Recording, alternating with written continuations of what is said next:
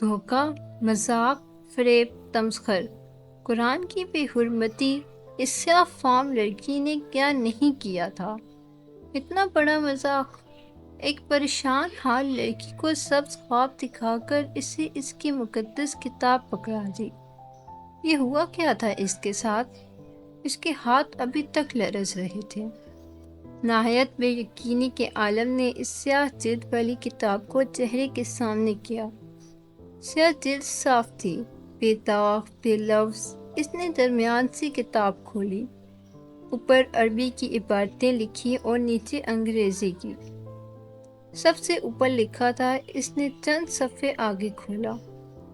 الثبوت۔ اس نے شروع سے دیکھا۔ The Almighty، The Table Spread۔ محمل نے کتاب بند کر دی۔ آقا جان نے ٹھیک کہا تھا، وہ قرآن تھا، اس کی دینی کتاب، مقدس کتاب۔ ان کی دینی کتاب، مقدس کتاب۔ اس فرنگن قصے گڑھ دیے تھے اس کے ساتھ۔ ذلیل عورت! وہ شوق سے نکلی تو بے پناہ غصہ آیا۔ وہ لڑکی تو اپنے گھر پر بیٹھی اس پر ہنس رہی ہوگی، اس کا تمسخر اڑا رہی ہوگی، وہ بھی کتنی جلدی بے وقوف بن گئی۔ اف! وہ تیز تیز قدموں سے سیڑھیوں کی طرف لپکی۔ نہ سر پہ دوپٹہ، نہ وضو نماز، اور چلے ہیں قرآن پڑھنے۔ او نو! لاؤنج کے بڑے صوفے پر بیٹھی تائی اسے زینہ اترتے دیکھ کر اونچا بڑبڑائی تھی۔ بڑے عرصے بعد آقا جان نے انہیں سب کے سامنے بے عزت کیا تھا، اور وہ بھی صرف اور صرف محمل کی وجہ سے۔ کوئی بھی جواب دیے بغیر سر جھکائے تیزی سے اپنے کمرے کی طرف بڑھ گئی۔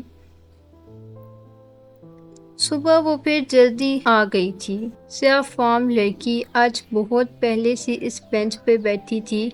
اسے دیکھ کر محمل کے قدم تیز ہو گئے۔ قدموں کی چاپ پہ ہی اس نے سر اٹھایا۔ محمل نے دیکھا۔ اسے دیکھ کر اس کی سیاہ آنکھوں میں امید کے دیے جل اٹھے تھے۔ سڑک خالی تھی۔ دور تاریخی سورج طلوع ہو رہا تھا۔ محمل اس کے بالکل سامنے آ کھڑی ہوئی۔ سورج کی نارنجی شعاعیں اس کے پیچھے چھپ گئی۔ تمہیں شرم تو نہیں آئی ہوگی میرے ساتھ ایسا بیہودہ مذاق کرتے ہوئے؟ سیاہ فام لڑکی کی نگاہیں اس کے ہاتھوں میں پکڑی کتابوں پہ جھکیں۔ ایک دم ہی اس کی آنکھوں کی جوت بجھ گئی۔ مصحف واپس کرنے آئی ہو؟ مصحف؟ اکڑی اکڑی سی محمل نے آبرو اٹھائی۔ ہم عرب ورلڈ عرب دنیا میں قرآن کو مصحف کہتے ہیں۔ تم نے مجھے کیا قصے کہانیاں سنا کر قرآن تھما دیا؟ یہ کوئی مذاق کرنے کی کتاب تو نہ تھی، یہ تو قرآن تھا۔ قرآن تھا؟ وہ اداسی سے مسکرائی تو محمل نے شانے اچکائے۔ بہرحال تمہیں یہ پریکٹیکل جوک کر کے مجھے شرمندہ کرنے پر شرم آنی چاہیے۔ میں تو کیا سوچ رہی تھی اور تم نے مجھے ایک مقدس کتاب تھما دی۔ تو تم کسی غیر مقدس چیز کی توقع کر رہی تھی کیا؟ جی نہیں، وہ تلملائی۔ پھر قرآن اس کی گود میں رکھا۔ یہ میرے پاس پہلے سے ہے، مجھے ضرورت نہیں ہے۔ بیٹھ کے بات کر لو، میں ٹھیک ہوں۔ وہ اسی طرح سینے پہ ہاتھ بندھے اکڑی اکڑی سی کھڑی رہی۔ اچھا، اس نے نرمی سے مصحف کی سیاہ جلد پہ ہاتھ پھیرا، تو تم نے یہ پڑھ رکھا ہے؟ اس کی آواز میں صبح کی ساری اداسی سمو گئی تھی۔ ہاں، اور بچپن میں ہی پڑھ لیا تھا، اللہ کا شکر ہے کہ ہم شروع سے ہی مسلمان ہیں، وہ عادتاً جتا کر بولی۔ اور تمہیں ہماری مقدس کتاب کے بارے میں غلط فہمیاں ہیں۔ یہ کوئی فال نکالنے والی کتاب نہیں ہے، اور نہ ہی اس میں میری یا تمہاری اسٹوری ہے۔ لا حول ولا قوت۔ اچھا؟ وہ ذرا سا مسکرائی۔ چلو پھر بیٹھ، مجھے بتاؤ اس میں کیا ہے؟ اس میں احکامات ہیں، نماز، روزے، حج، زکوٰۃ کے۔ وہ اس کے ساتھ بینچ پہ بیٹھ کر اسے بہت سمجھداری سے بتانے لگی۔ اس میں پرانی قوموں کے قصے ہیں، قوم عاد، سمود اور بنی اسرائیل۔ یہ بنی اسرائیل کا کیا مطلب ہوتا ہے؟ مطلب وہ ہلکا سا گڑبڑائی۔ بنی اسرائیل کا مطلب ہوا اسرائیل کے بیٹے۔ وہ پوچھ رہی تھی یا بتا رہی تھی، خود بھی نہ سمجھ سکی۔ اسرائیل کا مطلب عبداللہ ہوتا ہے، ایل اللہ کو کہتے ہیں۔ یہ یعقوب کا نام تھا۔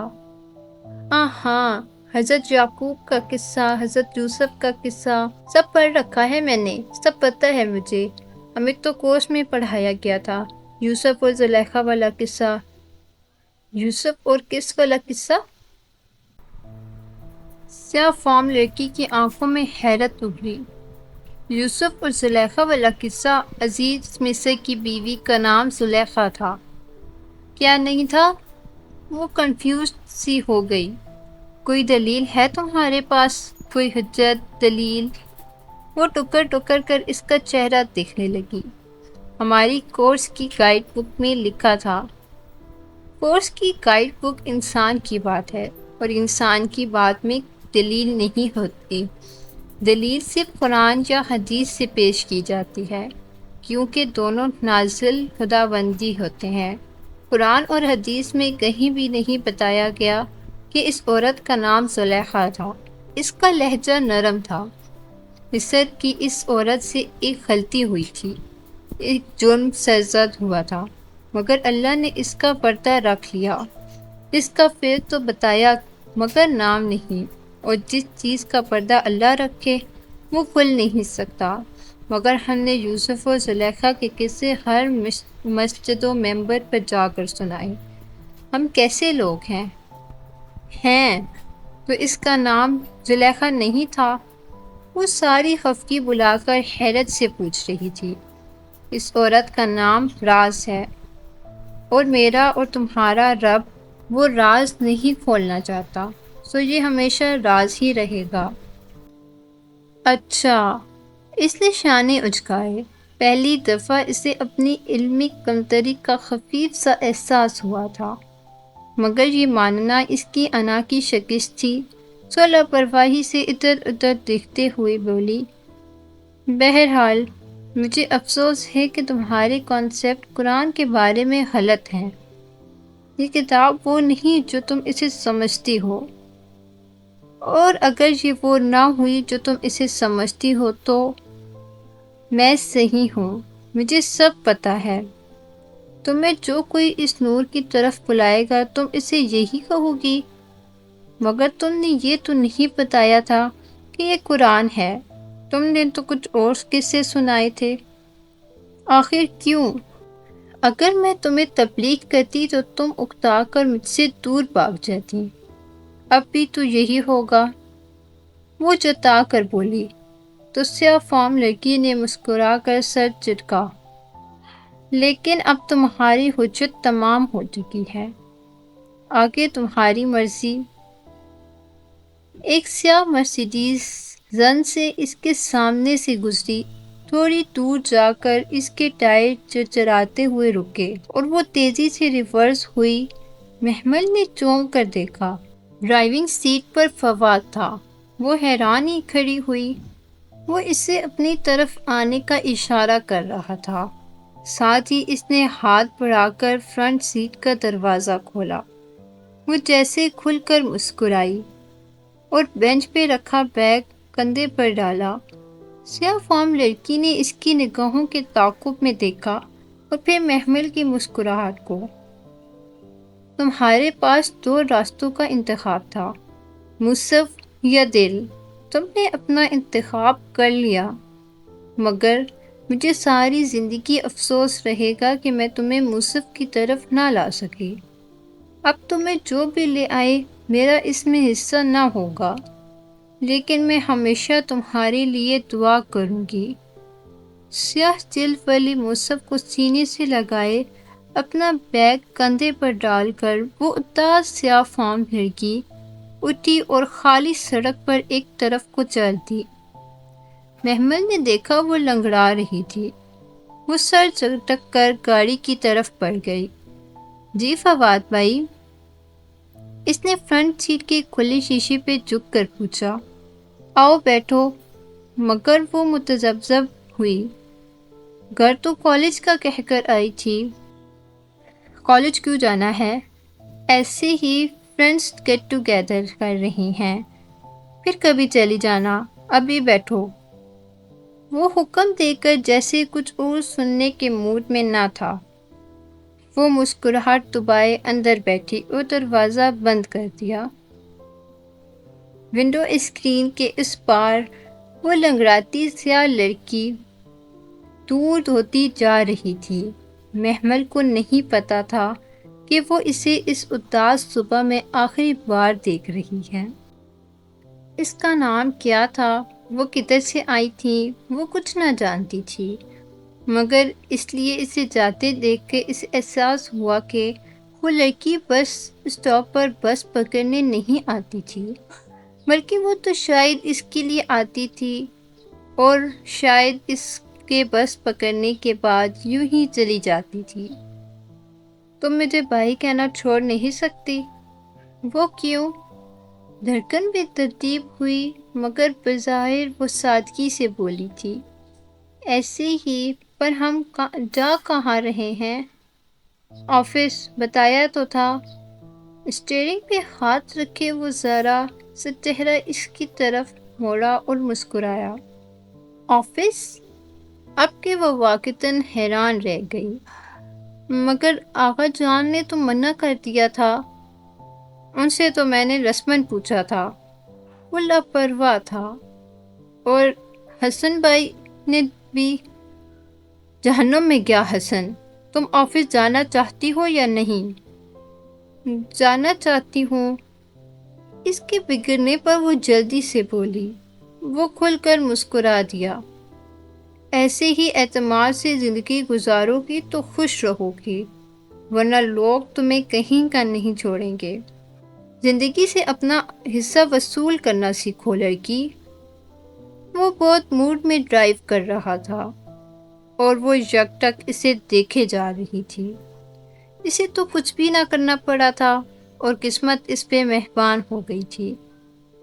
اور یہ جوڑا جو تم نے پہن رکھا ہے، غالباً میں پچھلے 2 سال سے دیکھ رہا ہوں، 3 سال سے۔ اس نے تصدیق کی۔ امیزنگ! یہ تمہاری کزنز تو 3 بار سے زیادہ ایک جوڑا نہیں چلاتی اور تم؟ یہ 3 سال پہلے عید پر بنوایا تھا۔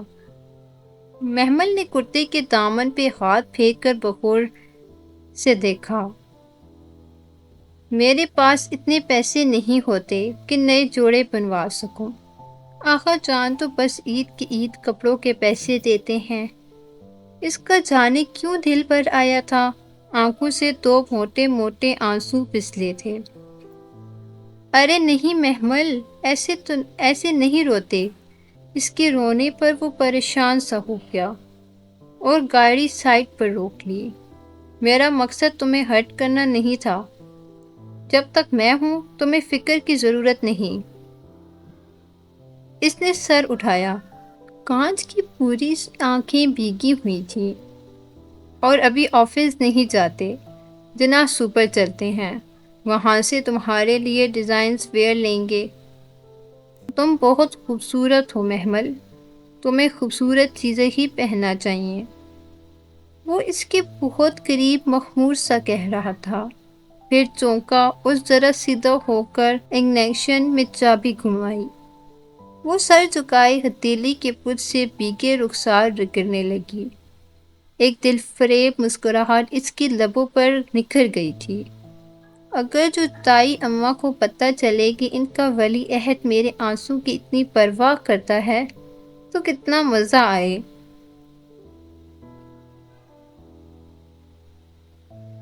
وہ اسے ڈیزائنر آؤٹ لیٹس میں لے گیا۔ محمل 1-2 دفعہ ہی ندا، سامیہ وغیرہ کے ساتھ ادھر گئی تھی۔ رنگوں، خوشبوؤں اور خوابوں کی سرزمین، چمکتے سنگ مرمر کے فرش اور قیمتی ملبوسات۔ اسے لگا وہ کسی خواب میں چل رہی ہے۔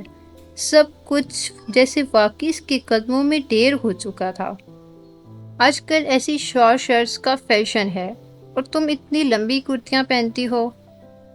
ایک تنقیدی نگاہ اس پر ڈال کر اس نے جدید تراش خراش کے لباس کا ہینگر اتارا اور اس کے کندھے کے ساتھ لگایا۔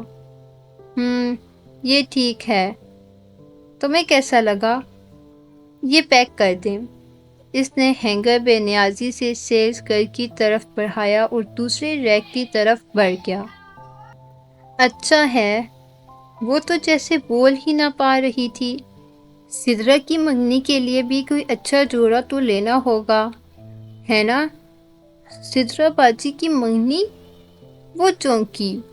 ہاں، اس کا رشتہ طے ہو گیا ہے۔ نیکسٹ سنڈے اس کی منگنی ہے۔ تمہیں نہیں پتا؟ وہ فارمرز کے ریک سے کپڑے الٹ پلٹ کے دیکھ رہا تھا۔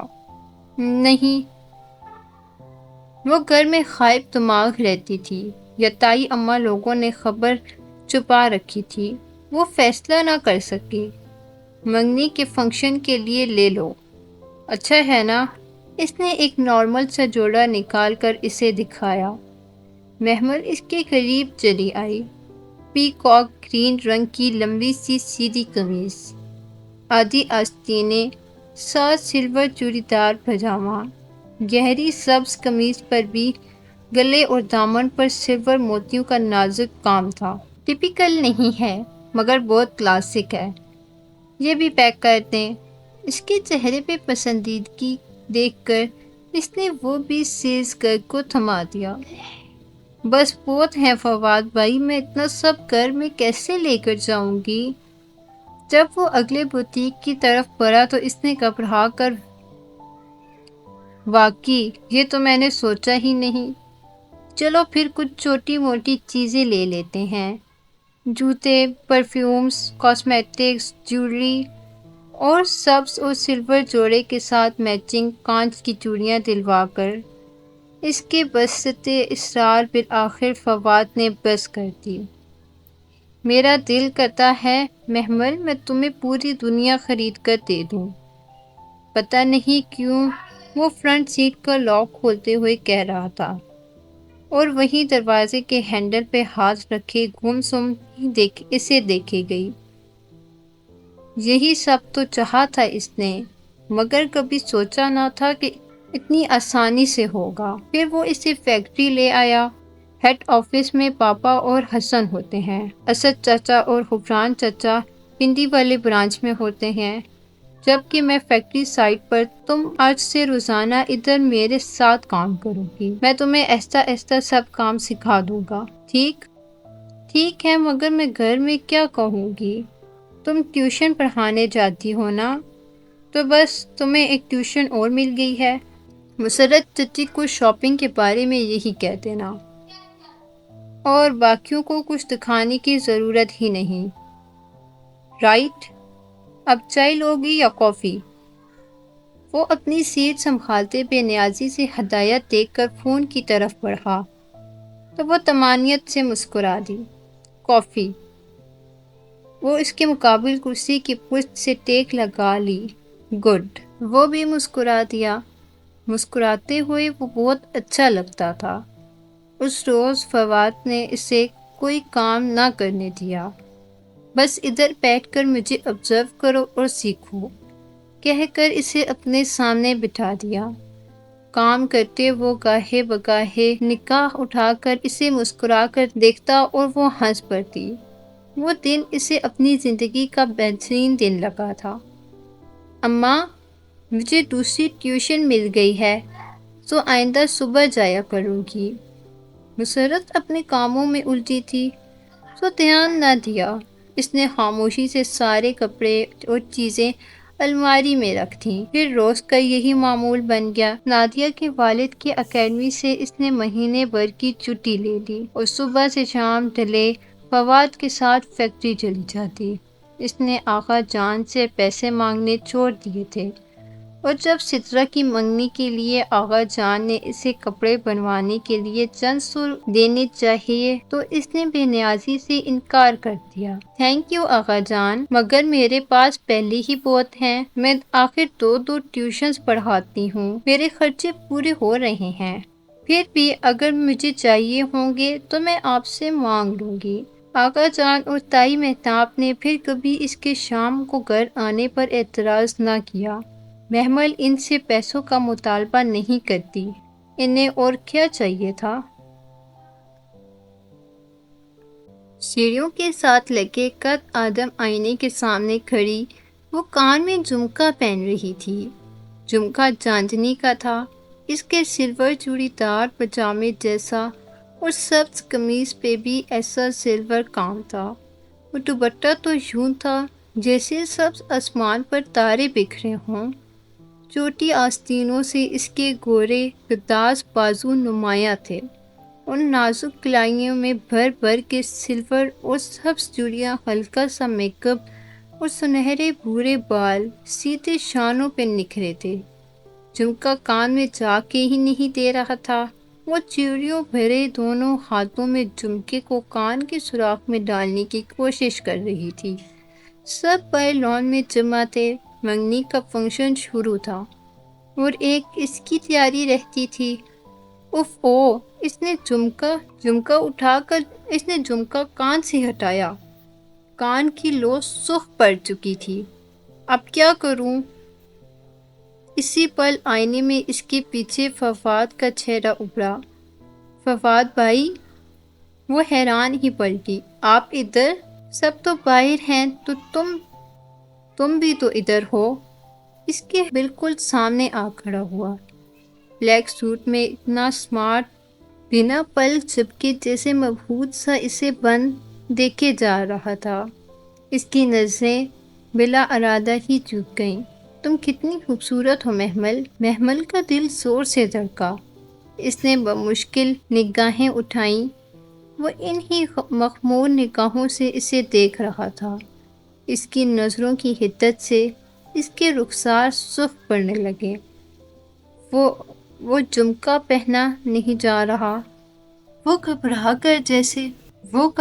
کر جیسے ادھر ادھر دیکھنے لگی۔ ادھر دکھاؤ۔ فواد نے اس کے ہاتھ سے جھمکا لیا، ذرا سا جھکا اور ایک ہاتھ سے اس کا کان پکڑا، دوسرے سے جھمکا ڈال دیا۔ لو، اتنی سی بات تھی اور تم نے پورا کان سوک کر ڈالا، اس نے نرم لہجے میں کہتے ہوئے ہولے سے اس کے برے بالوں کو چھوا اور پھر پیچھے ہٹ گیا۔ وہ بھی سنبھل کر جھمکے کا سہارا لگانے لگی۔ ایک دم ہی فواد کچھ کہے بنا باہر نکل گیا اور وہ جو پچھلے لمحے کے فسوں میں کھوئی تھی چونک کر پلٹی۔ وہ دروازہ بند کر کے جا چکا تھا۔ گڑبڑا کر جلدی بالوں میں برش پھیر کر جانے لگی مگر حسن سیڑھیاں تیز پھلانگتا نیچے آیا۔ اور اگر آج کے بعد میں نے تمہیں فواد کے 10 فٹ بھی قریب دیکھا تو ٹانگیں توڑ کر گھر بٹھا لوں گا، سمجھی؟ حسن سے اس کی کلائی پکڑ کر اس نے اتنی زور سے جھٹکا دیا کہ وہ چیخ پڑی۔ حسن بھائی، آئی سمجھ یا نہیں؟ اس نے دوبارہ جھٹکا دے کر اس کی کلائی چھوڑی اور ایک حسینی نگاہ ڈال کر لمبے ڈگ کرتا باہر بھی ہوا۔ وہ ساکت ہی اپنی جگہ کھڑی رہ گئی۔ اس نے سبز چوڑی پہنی کلائی تھامی تھی اور آدھی سے زیادہ چوڑیاں تڑ بہت سا کانچ اسے چپ گیا تھا اور جگہ جگہ سے خون کے قطرے رسنے لگے تھے۔ یہ حسن بھائی، انہیں کیا ہوا؟ وہ دکھ سے اپنی زخمی کلائی دیکھتی رہ گئی۔ سبز کانچ کے ٹکڑے فرش پر بکھرے تھے۔ اس کی آنکھوں میں آنسو آ گئے۔ یتیم ہونے کا یہ مطلب تھا کہ جس کا دل چاہے اس کے ہاتھ اٹھائے۔ وہ آنسو پیتی اندر لگے زخم کو بمشکل برداشت کا مرہم لگاتی جھک کر کان سننے لگی۔ دل چاہ رہا تھا کہ خوب روئے مگر خود کو سنبھال لی۔ وہ دوسری چوڑیاں پہن کر باہر آ گئی۔ سترہ بڑے صوفے پر دلہن کی طرح سجی سانوری بیٹھی تھی۔ عام کی شکل کی سترہ بہت میک اپ کے باوجود بھی عام لگ رہی تھی۔ اس کا منگیتر قدرے موٹا تھا، سرمایا ہوا بھی۔ اس میں کچھ بھی ایسا نہ تھا کہ کوئی متاثر ہوتا۔ اور نتا اور سامیہ تو مسکرا کر دل چلے تبصرے بھی کر رہی تھی۔ سننے میں آیا تھا کہ وہ مہتاب تائی کے کسی سیکنڈ کزن کا بیٹا تھا۔ یہی اسلام آباد میں ایک اچھی پوسٹ پر کام کر رہا تھا۔ جانے کا رشتہ آیا اور ہاں ہوئی۔ اس سے ان مسرت کو تو خیروں کی طرح خبر دی گئی تھی۔ لان میں کلموں اور روشنیوں کی بہار تھی، اور جس وقت باہر آئی تو رسم ہو رہی تھی اور سنجنیں ایک دوسرے کو مٹھائی کھلا رہی تھی۔ سب بول رہے تھے۔ خاموشی سے گھاس پہ چلتی ہوئی کرسی پر آ بیٹھی۔ اس کا دل اداس اور آنکھیں غمگین تھیں۔ فواد بھی وہی تھا، فواد بھی وہیں اسٹیج پر کسی کی بات پہ ہنستا ہوا اپنی بہنوئی کو مٹھائی کھلا رہا تھا۔ محمل نے ارد گرد متلاشی نگاہوں سے دیکھا۔ اسٹیج کے سامنے گھاس پر ساڑی پہ مربوط فضا اپنی کسی جاننے والی خاتون سے حسن کا تعارف کرا رہی تھی۔ حسن کے بازو کو تھامے وہ بہت فخر سے اس کے متعلق بتا رہی تھی، اور وہ مسکراتے ہوئے ان خاتون سے بات کر رہا تھا۔ اس نے بھی بلیک ڈنر سوٹ پہن رکھا تھا، اور بلا شبہ وہ بہت گڈ لکنگ لگ رہا تھا۔ اس کے دل کو زخمی بھی کر دیا تھا۔ سارے فنکشن کا مزہ خراب ہو گیا تھا۔ وہ اتنی بد دل اور زخم زدہ بیٹھی تھی کہ احساس ہی نہیں ہوا وسیم کب اس کے ساتھ آ کھڑا ہوا۔ آج کتنے کو کرانے کا ارادہ ہے سرکار؟ وہ ایک دم بہت قریب آ کر بولا تو وہ اچھلی اور اپنی اصلی غفرانہ انداز میں مسکرا رہا تھا۔ بڑی لشکاریں ہیں چھوٹی کزن، خیریت؟ وہ معنی خیزی سے پھر مسکرایا تو وہ آ کر اٹھی اور لڑکیوں کے گروپ کی طرف بڑھ گئی۔ ساتھ ہی بار بار پیچھے مڑ کر وسیم کو ادھر ادھر گھومتے مسلسل اپنی نگاہوں کے حصار میں رکھا ہوئے تھے۔ وہ بستی بچاتی لوگوں میں ہی گری رہی۔ وہ سب کزنز بہت خوش اور ایک ساتھ مکمل نظر آ رہے تھے۔ صرف وہ ایک فالتو کردار تھی۔ حالانکہ کیوں ہی عورتوں نے پوچھا تھا کہ یہ سبز اور سلور کپڑوں والی لڑکی کون ہے؟ ہوتی ہی اتنی منفرد اور الگ، مگر ہر شے سے بے خبر وہ سارا وقت افسردہ ہی رہی۔ سدرا کی منگنی پر جتنے شغل اور مزے کا اس نے سوچا تھا، اس سے بڑھ کر وہ بد مزہ ہوئی تھی۔ فواد اسے آفس میں چھوٹے موٹے کام دینے لگا تھا، زیادہ تر اسے سپرویژن پر ہی لگاتا یا ڈرافٹ بنواتا۔ اپنی نگرانی میں فنانس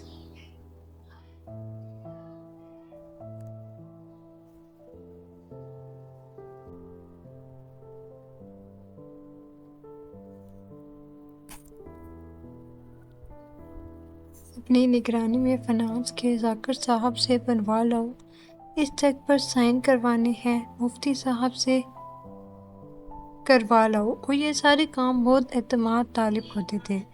اسے اچھا لگتا تھا کہ وہ اس پر بھروسہ کرتا ہے، اس کا خیال کرتا ہے۔ دوپہر کا کھانا وہ اکٹھے ہی کھاتے، باقی وقت وہ اپنے آفس میں کام کرتا تو محمد اپنے کیبن میں بیٹھ کے دوسروں کو بخور مشاہدہ کرتے۔